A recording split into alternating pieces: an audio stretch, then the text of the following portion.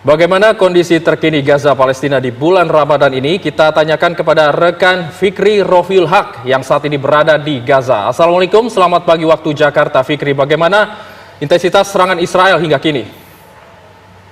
Ya, Waalaikumsalam warahmatullahi wabarakatuh. Selamat malam waktu Gaza, Mas Ijul dan Mbak Ebony. Memang hari ini sudah memasuki hari ke-160 agresi militer Israel sejak 7 Oktober lalu dan sudah hari keempat pada bulan Ramadan ini. Pihak Israel masih belum menghentikan serangan-serangannya. Justru pihak Israel juga semakin hari semakin intens sekali menyerang ke berbagai titik yang ada di jalur Gaza.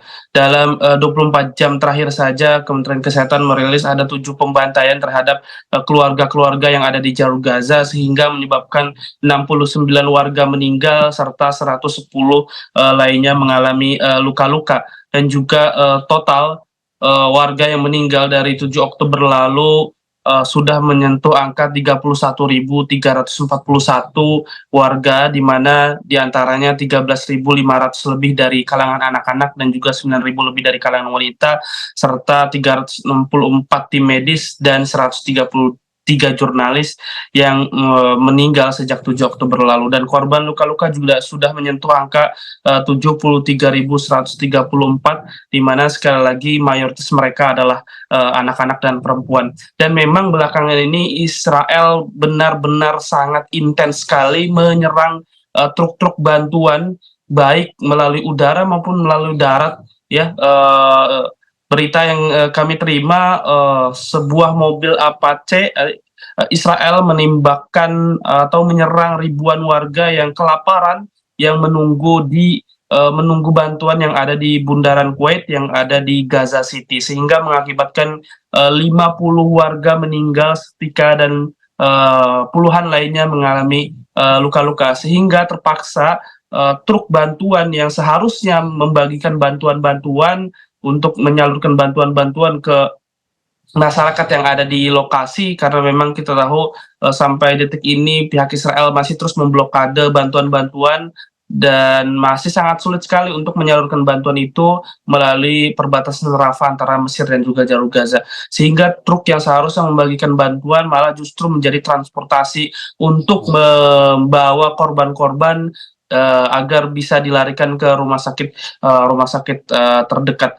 Dan juga saat ini data dari kementerian atau dari kantor media pemerintah Gaza mengatakan saat ini sudah 400 warga yang meninggal lebih karena mereka mengantri dalam bantuan-bantuan. Artinya 400 warga ini sedang kelaparan dan mereka hanya ingin mengambil bantuan kemanusiaan karena mereka hanya ingin mendapatkan bantuan tersebut, namun pihak Israel lagi-lagi menyerang bantuan-bantuan tersebut, sehingga data yang dari kantor pemerintah Gaza sendiri mengatakan 400 warga meninggal serta 1.300 lainnya mengalami luka-luka. Dan ada dua tempat, pertama ada di Jalan Ar-Rashid yang ada di pantai Gaza, bantuan-bantuan yang dibagikan ke lokasi tersebut, dan juga di bundaran Kuwait yang ada di Gaza City, sehingga memang bantuan-bantuan ini juga masih sangat-sangat sulit sekali untuk bukan hanya mendapatkan izin untuk masuk ke jalur Gaza, namun ketika sudah sampai ke jalur Gaza pun sangat-sangat sulit untuk mendistribusikan bantuan tersebut, karena agresi militer Israel masih terus berlanjut dan Israel masih terus menargetkan bantuan-bantuan kemanusiaan. Dan bahkan ada berita terbaru bahwa di mana negara Mesir dan juga Belgia menurunkan bantuan-bantuan melalui udaranya, bantuan airdrop berupa makanan dan juga bantuan-bantuan lainnya, setelah beberapa menit atau selang beberapa lama bantuan tersebut sudah jatuh ke daratan dan sudah diterima oleh masyarakat. Dan beberapa menit atau beberapa selang saat kemudian, pihak Israel juga menjatuhkan bom yang sama lokasinya pada airdrop yang dijatuhkan oleh Mesir dan juga Belgia saat itu. Dan sehingga memang memang bantuan baik melalui darat, melalui udara ini benar-benar sangat sulit karena ini sangat-sangat tragis. Harusnya mereka bisa mendapatkan bantuan tersebut melalui udara, namun sekali lagi ketika mereka sudah mendapatkan bantuan tersebut, pihak Israel juga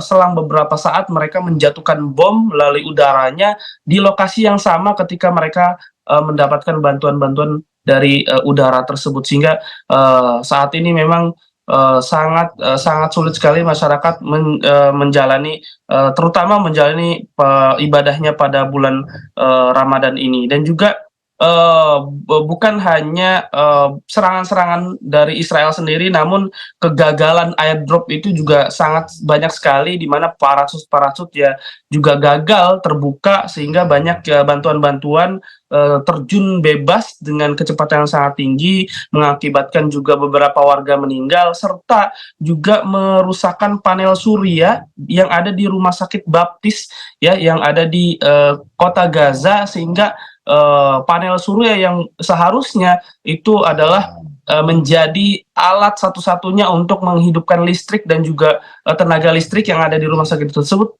hancur seketika atau rusak karena kegagalan bantuan airdrop tersebut. Dan memang bantuan-bantuan airdrop ini memang kurang efisien dan juga kurang efektif, di mana memang kita tahu banyak saat target yang banyak salah target, di mana banyak jatuh ke laut ataupun mengalami kerusakan, dan sehingga banyak makanan-makanan yang juga yang sudah tidak layak dikonsumsi oleh masyarakat yang ada di jalur Gaza.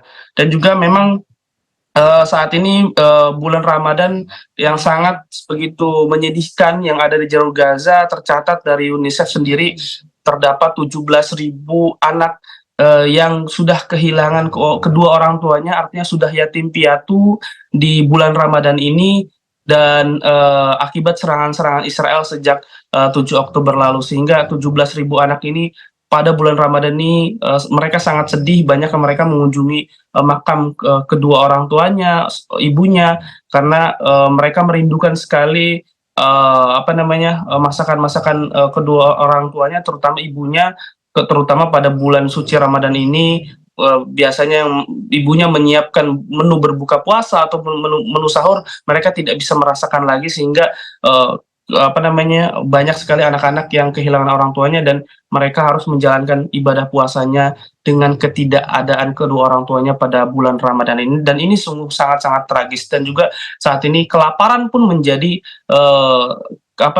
jadi isu utama. Bahkan Kementerian Kesehatan Palestina juga masih terus merilis bahwa 2.000 tim medis yang ada di Gaza Utara mereka berpuasa, tapi dari hari pertama sampai hari ini mereka tidak melakukan sahur atau melakukan berbuka puasa karena ketidakadanya bahan-bahan pangan, dan mereka harus bekerja 24 jam untuk merawat korban-korban yang memang setiap harinya terus berjatuhan.